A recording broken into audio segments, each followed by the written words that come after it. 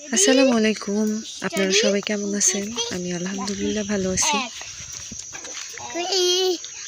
তো এই যে আমাদের নতুন হাঁসটা ডিম পাড়ছে, তো একটার তো ডিম পাড়া হয়ে গেছে। এখন আবার হচ্ছে আরেকটা নতুন যে আরেকটা হাঁস আনছিল, ছোট্ট একটা হাঁস, সেটাই আর কি ডিম পাড়া শুরু করছে আজকে। তো আমার ছেলেটা আজকে প্রথম দেখছে, ও এখন হাঁস খোলেও, তারপরে বন্ধও করেও হাঁসের খোপ। তো খোলার পরে এখনও বলতেছে মা ডিম পারছে। আমি তো বিশ্বাস করি না, আমি মনে করছি যে এমনিই বলতেছে হয়তো। তারপরে যে এসে দেখি আমার শাশুড়ি বলতেছিল যে দেখো তো, তারপরে তো দেখলাম যে সত্যিই ডিম পারছে। তো হাঁসটাও ছোট, এর জন্য ডিমটাও একটু ছোট।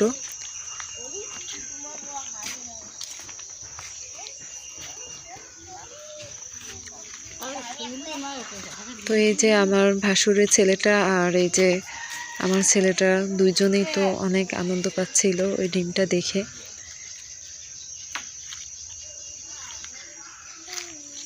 আর এদিকে আবার দেখেন কি অবস্থা, পাতা পড়ে, এখন তো পাতা পড়ার দিন, মানে উঠানটার অবস্থাই খুব খারাপ হয়ে আছে। এরকম দেখতেও তো ভালো লাগে না। এর জন্য আর কি ভাবলাম যে সকালে উঠে আর কি ডিমটা রেখে এসে নাস্তা পানি করে তারপরে আর কি উঠানটা আর কি ভালোভাবে পরিষ্কার করলাম। প্রত্যেক দিন পরিষ্কার করি, মনে করেন প্রত্যেক দিন আবার পাতা পড়ে থাকে, কারণ এই সিজনটাই হচ্ছে, এই সময়টা হচ্ছে পাতা পড়ে থাকে সব জায়গায়। এরকম পাতাগুলো আর কি পেকে গেছে, এর জন্য আর কি পাতাগুলো সব পড়ে। তো একদম উঠান তো নোংরা হয়ে থাকে এইভাবে। আর কয়দিন পর আবার পাতা আর পড়বেও না, নতুন পাতা আবার গজাবে। তো এই যে এইভাবে এরকম মানে করে রাখতেছিলাম, আমি গুছাই রাখতেছিলাম। তারপরে ঘরে এসে আমার ছেলেটাকে দেখি একটা কলা খাচ্ছে আর খেলা করতেছিল। আর এই তো দেখেন তেঁতুলের সমাহার নিয়ে আমার ভাই চলে আসছে। তো ওর আজকে আসার কথা ছিল, আসতে আসতে রাতও হয়ে গেছে, কারণ লঞ্চে আসছে তো এর জন্য। তো গাড়িতে আসবে কিভাবে, কারণ সবার জন্য আর কি তেঁতুল নিয়ে আসছে। আমাদের গাছে আর কি, আমার বাড়ির গাছে আর কি তেঁতুল হয়। তো এর জন্য আম্মু আর কি, আমি বলছিলাম যে আমাকে একটু বেশি করে তেঁতুল পাঠাই দিবা। আর এগুলো হচ্ছে খুরমা,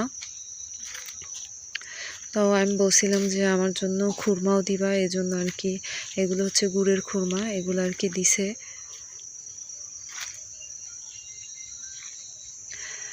আর এইটুকু আর কি আচার বানাই দিছিল আমাকে। আর ওইগুলো তো হচ্ছে এমনি তেঁতুল শুকাই দিছে। তো ওর তো এইগুলো আনতেই অবস্থা খারাপ হয়ে গেছে, বলতেছিল অনেক ওজন।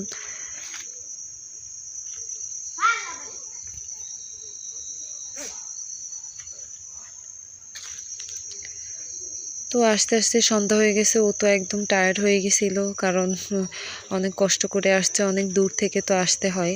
আর এই যে আমাদের গাছের কাঁচা কলাও আম্মু দিয়ে দিছে। আর এই যে তার ভাগনারা আর কি তেঁতুল খাওয়ার জন্য দাঁড়াইছিল, আর ওদের জন্য চিপস টিপস নিয়ে আসছে, এই আর কি ওরা খাচ্ছিল।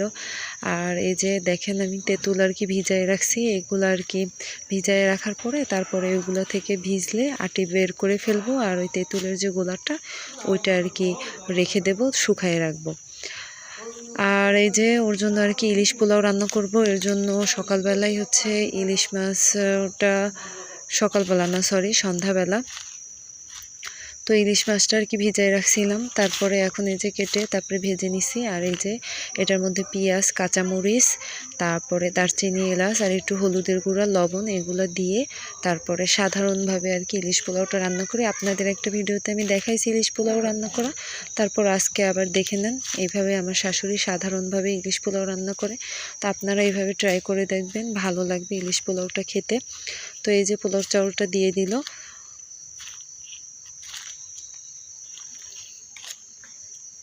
আর ইলিশ মাছ ভাজার যে তেলটা আছে ওইটা কিন্তু অবশ্যই দিবেন।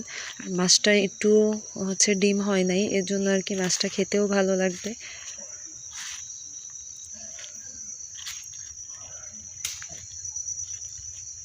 এইভাবে ভালো করে একটু নাড়াচাড়া দিয়ে নেবেন। আর হলুদের গুঁড়োটা দিবেন যাতে দেখতে কালারটা সুন্দর আসে। অনেকে তো দেখা যায় টক দই, দুধ, অনেক কিছুই দেয়, কিন্তু আমরা সাধারণভাবে এভাবে রান্না করলাম, এভাবে খেয়ে দেখবেন, ভালো লাগবে। তো এই যে পানিটা পরিমাপ মতো আমার শাশুড়ি দিয়ে দিচ্ছিল।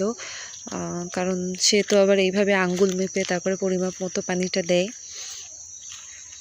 আর এটা পানিটা যখন উতলাই আসবে তখন আর কি ওইটার মধ্যে এইভাবে এই যে মাছগুলো দিয়ে দেব, ভাজা মাছ। তো কাঁচা মাছ দিয়েও রান্না করা যায়, কাঁচা মাছ দিয়ে রান্না করলে দেখা যায় ভেঙে যাওয়ার সম্ভাবনা থাকে। আর আগের মতো তার মাছে ওইভাবে তেলও নাই, তারপরে বড় মাছও নাই। তো এটা আর কি মাঝারি সাইজের একটা মাছ, তো এর জন্য আর কি ভাজা দিয়ে নিছি একটু। আর এইভাবে সব একটা একটা সাজায় দিয়ে তারপরে আপনারা ঢেকে দিবেন, ওইটা আস্তে আস্তে নিভা নিভা জালে হতে থাকবে, কারণ আগেই তো চালটা উতলাই নিছি আমরা।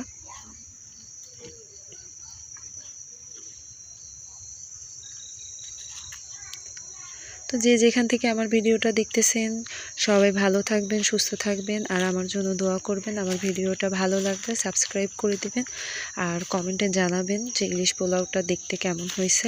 আল্লাহ হাফেজ।